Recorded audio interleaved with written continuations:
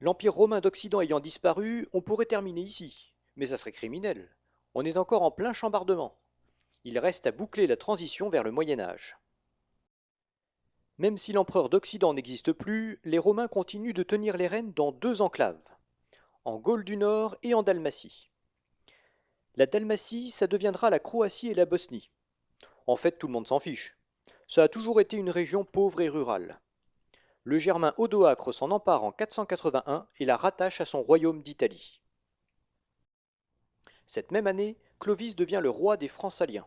Et ça va avoir des répercussions beaucoup plus colossales. Son royaume s'est beaucoup réduit depuis le règne de Clodion le Chevelu pour deux raisons.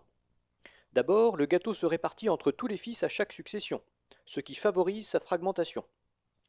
Ensuite, les Francs rhénans ont bien progressé à l'ouest du Rhin aux dépens de leurs camarades, et semblent avoir fusionné politiquement avec le royaume de Tongres.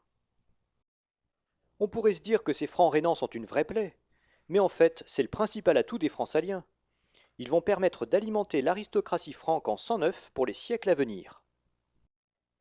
Rien à voir avec les Visigoths, qui ont l'air si redoutables, mais qui ne disposent pas d'un tel réservoir. Sur le long terme, les Visigoths sont condamnés à se dissoudre dans la population. Clovis perçoit bien cette chance. Il commence par épouser une princesse des Francs rhénans pour se les mettre dans la poche. Sécurisé de ce côté, il peut s'attaquer à l'enclave romaine qui subsiste en Gaule du Nord, avec Soissons pour capitale.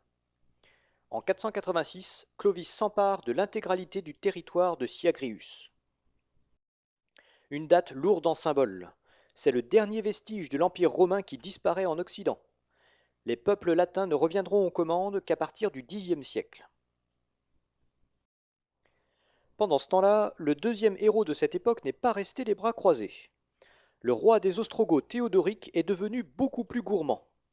Il attaque carrément l'Empire byzantin et s'approche dangereusement de Constantinople.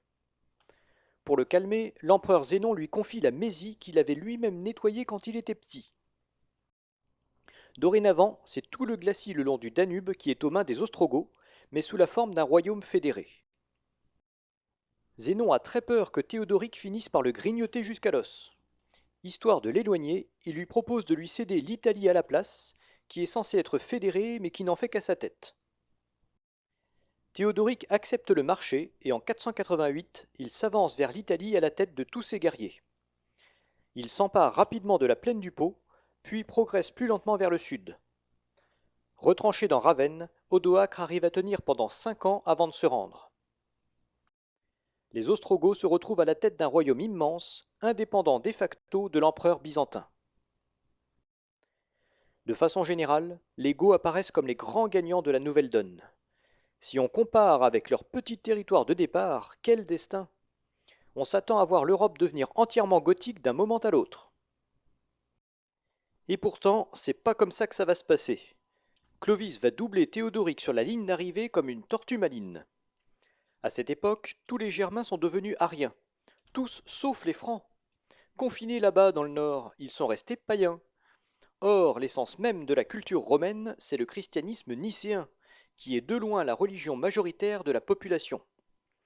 Et c'est ainsi qu'en 496, Clovis décide de se convertir de façon très opportune. Et ça fonctionne. Brouillé avec Théodoric, l'empereur romain de Byzance va rapidement reconnaître les Francs comme les seuls véritables défenseurs de la romanité en Occident. Doté de cette légitimité nouvelle, Clovis va se sentir pousser des ailes. Ses successeurs aussi dans la foulée, jusqu'à l'avènement d'un certain Charlemagne. Mais ceci est une autre histoire, celle du Moyen Âge. C'est ici que notre série sur les grandes invasions s'achève. À bientôt j'espère pour de nouvelles aventures.